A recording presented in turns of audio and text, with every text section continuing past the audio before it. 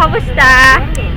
Okay lang. Kamusta po biyahe? Hindi naman masyadong Hindi naman masyadong grabe. Kamusta naman po ang family? okay naman. Kamusta po ang baha? Ako nasa ospital. Nasa hospital. Bakit po? Ano, nagdudumi kasi siya ng may halong dugo.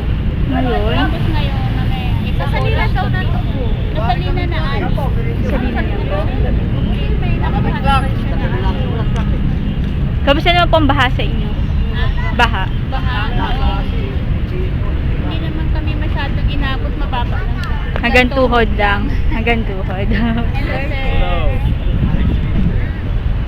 Oh, hi. Ay, Everyone Wala came? po. hello!